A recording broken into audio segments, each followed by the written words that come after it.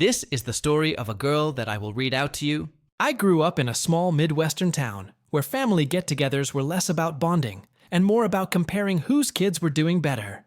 You know the kind. Everyone pretending to care about your grades, but really waiting for a chance to talk about their own kid's scholarship, new job, or internship at a startup that's just about to blow up. My cousin Ryan was the golden boy of those events. Quarterback in high school, prom king, community college business major who talked like he invented real estate.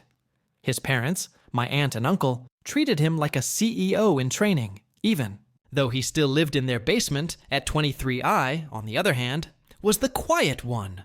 The kid who read books during cookouts, who helped clean up while the others played cornhole. I wasn't flashy. I didn't party. I didn't post bikini pics. I was just me. Ryan never let me forget it. "You're cool and all," he told me at Thanksgiving when I was 19, but no guy's really into, girls who correct your grammar.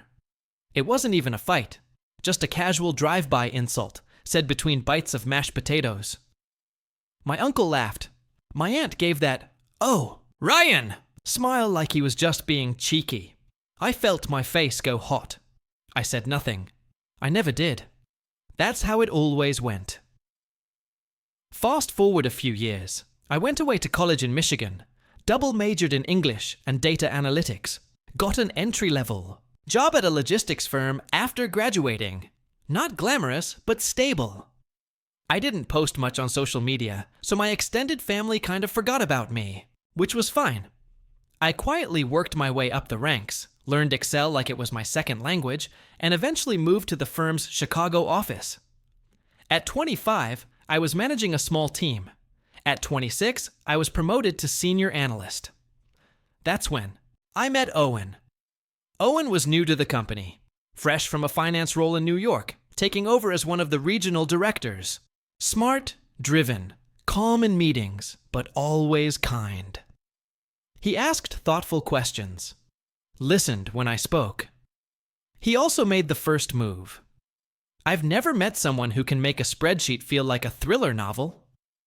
I laughed. That was our first lunch together. We didn't rush into things. We took it slow. I liked that. No drama, no games. 2 years later, he proposed. I hadn't told my family much. I wasn't hiding it. I just didn't think they'd care. But when my mom told them about our engagement during a family Zoom call, everything changed. Because it turned out Owen, my fiancé, had just been promoted to VP of Strategy, which meant he was now Ryan's new boss. The news of our engagement spread faster than I expected.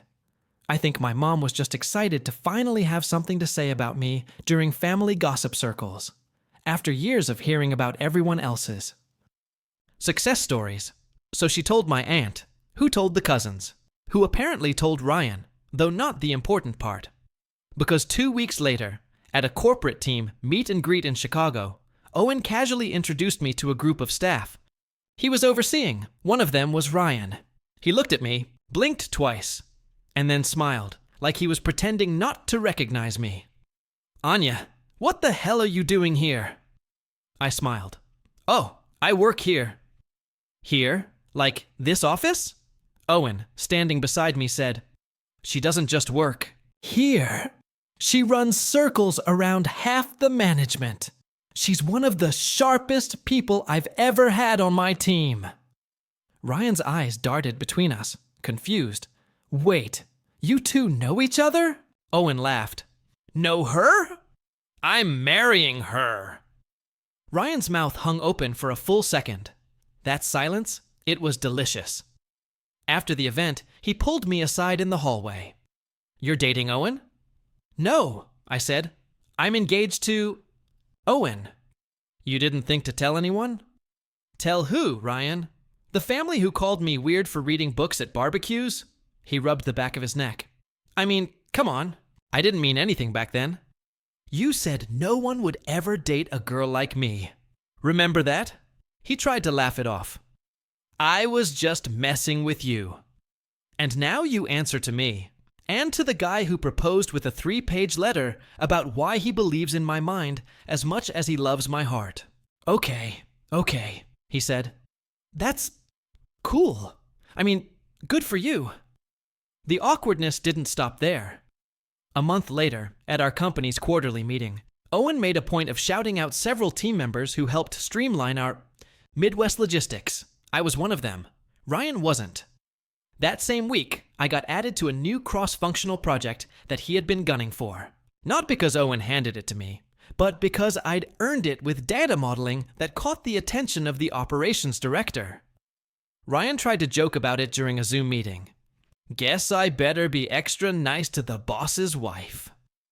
Owen didn't even look up from his notes. You should be extra nice to anyone who outperforms you, Ryan, whether they're my wife or not. The silence that followed? Chef's kiss. It had been almost 5 years since I'd last attended a full family dinner at my aunt and uncle's house. The last time, Ryan had made some crack about me being too quiet to get a date, and I'd helped my mom with the dishes while everyone else laughed in the living room.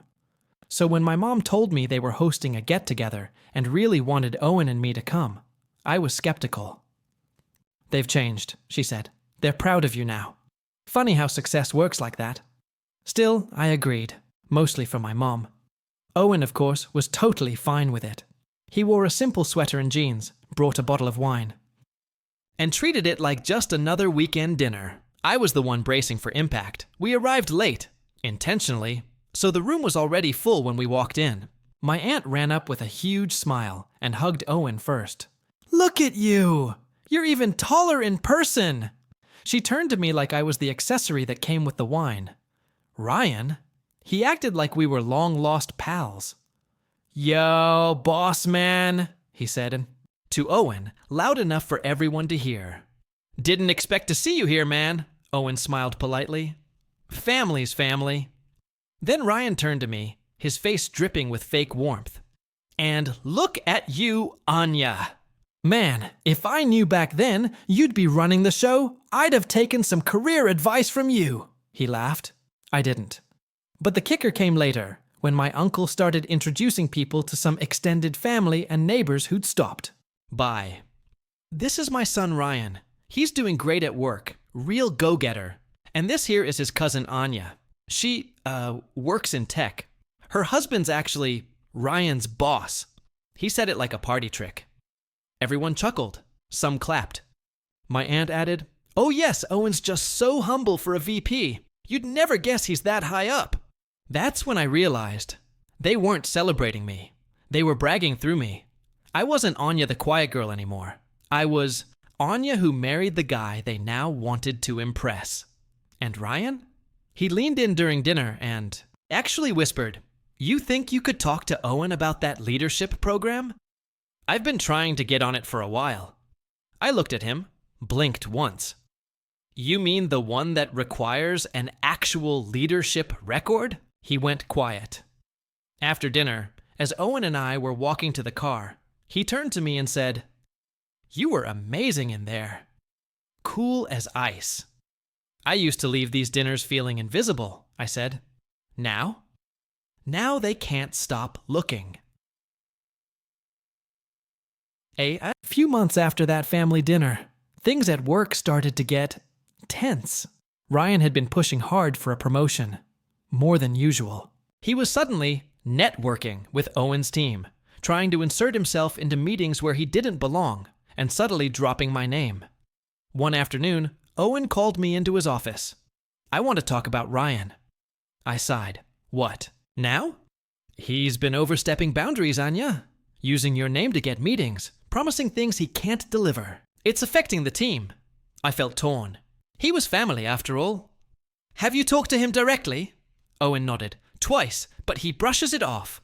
I think he's desperate to prove something. Maybe to himself." The next day, I texted, "Ryan, can we talk? Not about work." He agreed. We met for coffee. I was direct. "Ryan, I know you want this promotion, but you can't use me or Owen to get ahead." He looked down. I'm tired of being the joke. The one everyone thinks will never amount to anything. You don't know what it's like. I softened.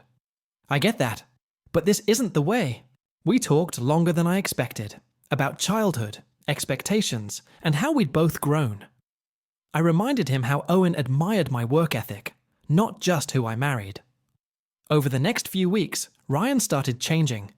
He stopped name-dropping, focused more on his own projects, and then, one day, he called. "Hey, Anya, thanks for not giving up on me." I smiled, realizing how far we'd come. This story is a reminder that family can surprise us, sometimes painfully, sometimes beautifully. And success isn't just about proving others wrong, but about proving yourself right.